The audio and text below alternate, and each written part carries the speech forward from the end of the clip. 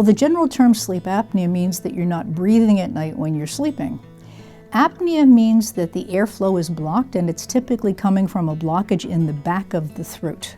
And that can be a structural issue, including a large tongue. It can be a narrow jaw, big tonsils.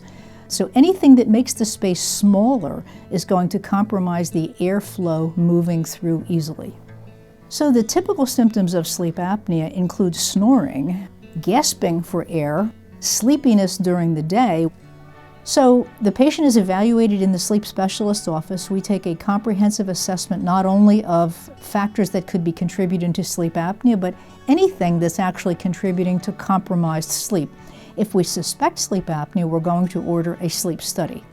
The sleep study typically is done in a sleep center and is a comprehensive assessment including monitoring EEG for sleep quality, oxygen levels, and leg movements. So the gold standard treatment for sleep apnea is CPAP. It is essentially 100% effective for everybody who tries it. So what CPAP does, it's a little machine that sits on the night table. It takes air from the room, gives it back under a little pressure that holds the airway open.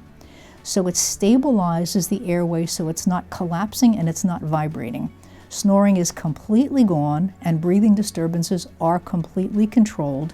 In addition, oxygen levels are normal and sleep quality is restored. But like your glasses, it only works when you wear it. So consequently, if you don't wear it, the sleep apnea is exactly the way it was before the treatment was started. So part of the process is to identify the right mask. There are hundreds of different masks, and they're not all even masks. It's really a matter of what the individual is comfortable with and what's needed in order to maintain the air seal in the back of the throat.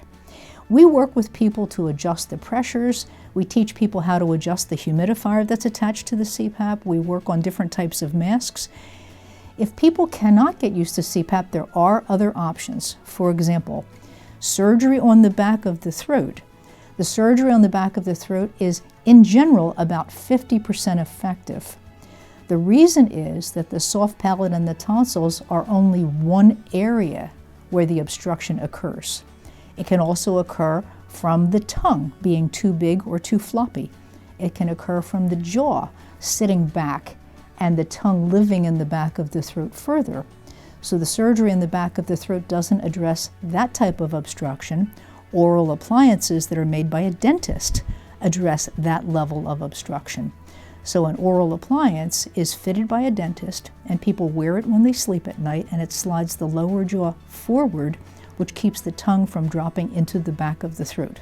Any improvement is better than no improvement. So for people that absolutely cannot tolerate CPAP, these other options can provide at least 50% decrease in severity, which helps people to be healthier and to feel better.